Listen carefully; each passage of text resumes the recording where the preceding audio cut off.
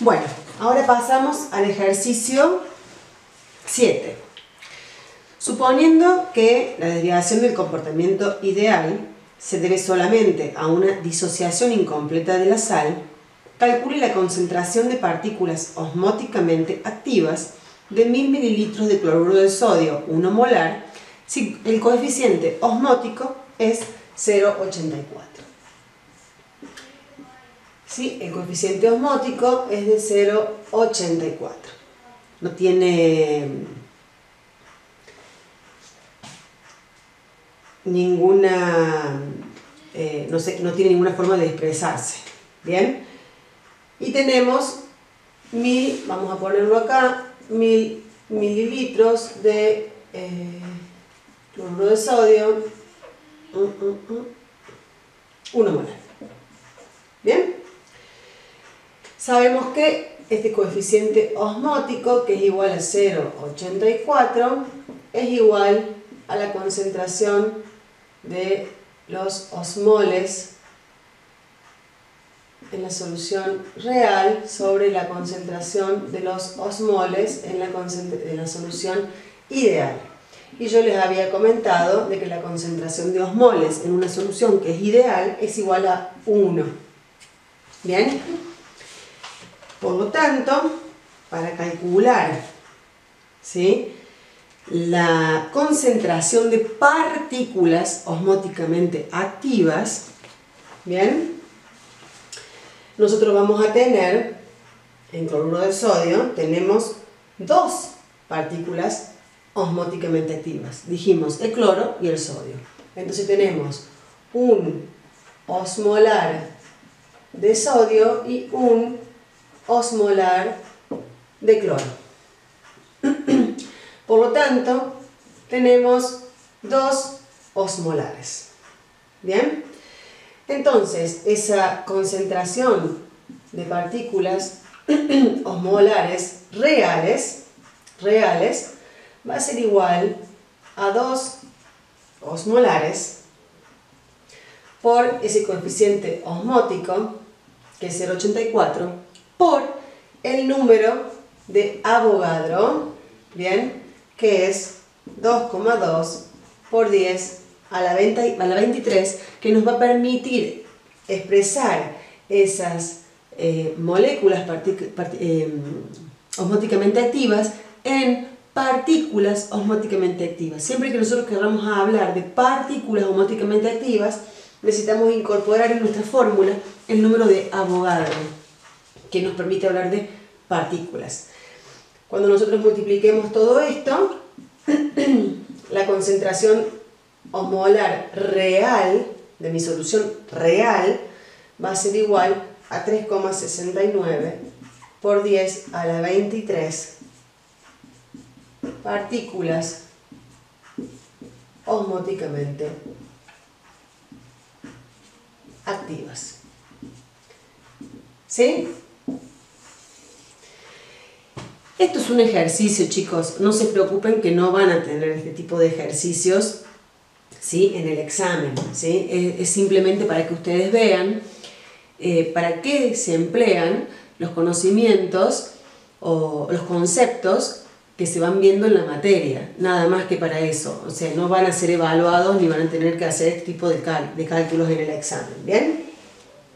Bueno, ahora vamos a retomar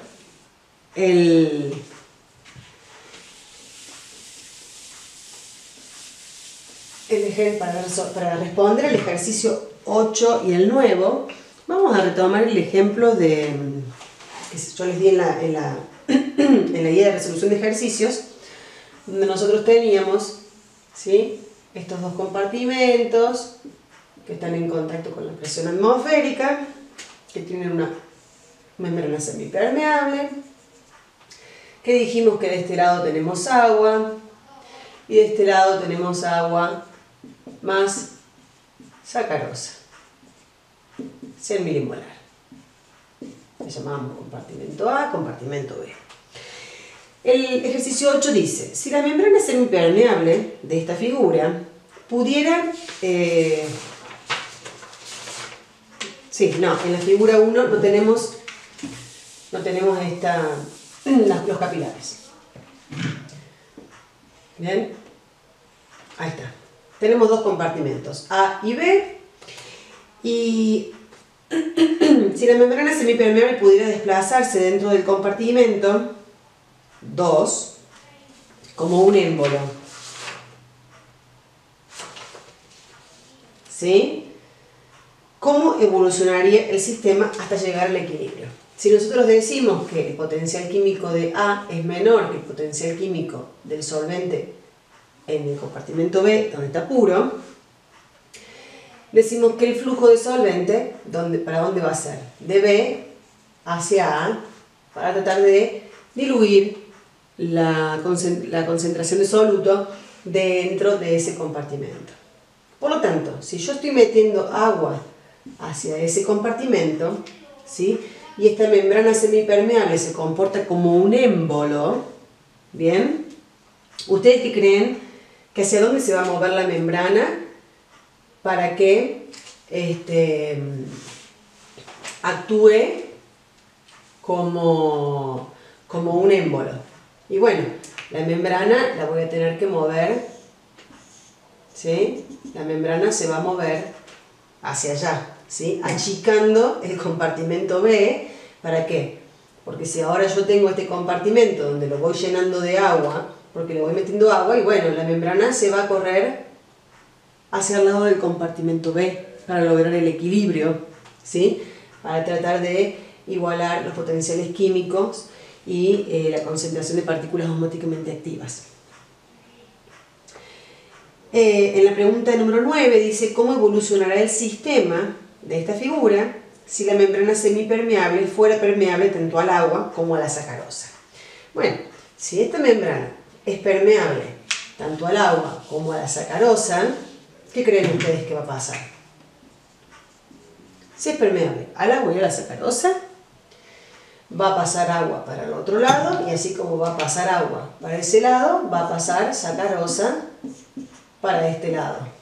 Es decir, va a haber un intercambio de soluto y solvente que va a empezar a pasar uno hacia el otro hasta que se igualen las concentraciones de soluto en ambos compartimentos y de solvente en ambos compartimentos, si es permeable las dos.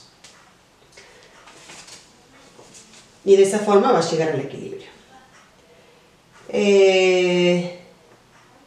Bueno, el ejercicio 11 nos dice cuál es la diferencia entre ósmosis y presión osmótica. La ósmosis, ¿sí?, es el flujo de solvente de un compartimento hacia el otro, ¿sí? El flujo del solvente puro hacia un compartimento donde se encuentra el soluto a través de una membrana semipermeable, que deja pasar solamente el disolvente al solvente y no el soluto. En cambio, la presión osmótica, ¿sí?, la pi, es la presión que yo debo aplicar, ¿sí?, a una disolución para poder detener, ¿sí?, la difusión de ese solvente, que es lo que yo quiero, ¿sí? Yo quiero frenar la difusión del solvente de un lado hacia el otro, entonces ejerzo una presión. Y también esa presión osmótica me va a estar indicando cuánta presión tuve que aplicarle para que se pueda igualar los potenciales químicos de ambos lados. El ejercicio 12 nos dice: tenemos dos compartimentos, A y B, en equilibrio con la presión atmosférica. Entonces, cuando nosotros tenemos dos compartimentos en contacto con la presión atmosférica, tenemos este tipo de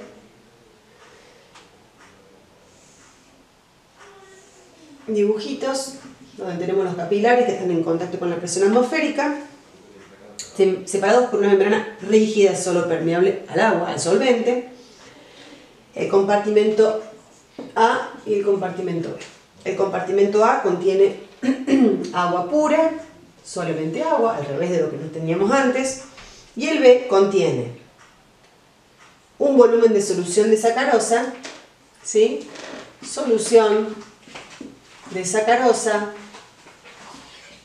100 milimolar, tal que el nivel, ¿sí?, de ambos compartimentos es el mismo.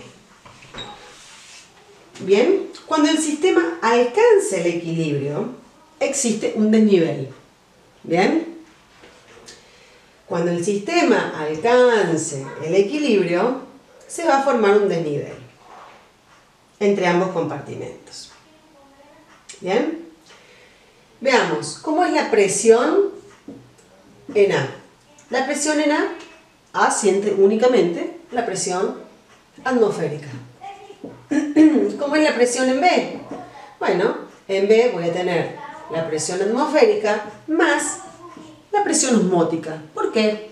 Porque, bueno, el mu, ¿sí?, el potencial químico del solvente puro en A es mayor que el potencial químico del solvente en el compartimento B. Por lo tanto, habrá flujo de A hacia B, ¿sí? Eso se va a traducir en un aumento de volumen que va a ejercer una presión, va a verse reflejada en un aumento de volumen dentro de la columna del capilar, que es nuestra pi, ¿sí?, nuestra presión osmótica. Ahora bien, eso es a tiempo cero. Esto es lo que ocurre a tiempo cero. Yo tengo esto. ¿Este sistema está en equilibrio? No. ¿Sí? Ahora, ¿cómo va a evolucionar entonces? Decimos, fluye agua de A hacia B.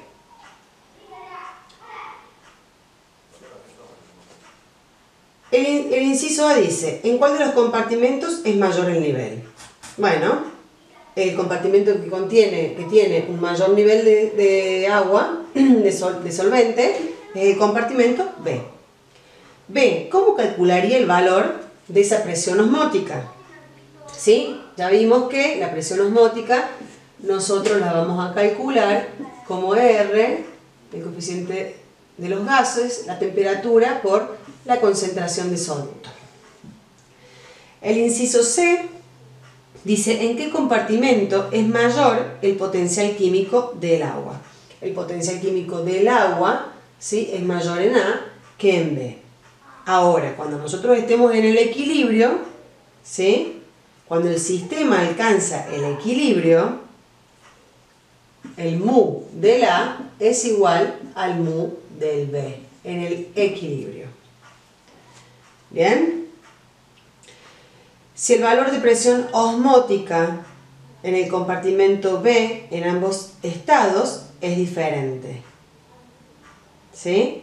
Es decir, si el valor de la presión osmótica que se genera en el compartimento es diferente antes o después de alcanzar el equilibrio. No, antes es un potencial. Va a ser el mismo antes y después de desarrollarse. Ese potencial químico no va a cambiar antes y después, una vez que estemos en el equilibrio y después. Una vez que está ese potencial que se generó, ¿sí?, no cambia su valor. Bien, ahora vamos a pasar al ejercicio 13.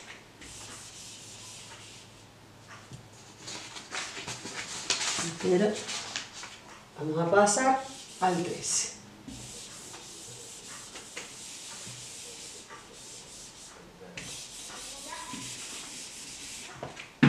Vamos a pasar.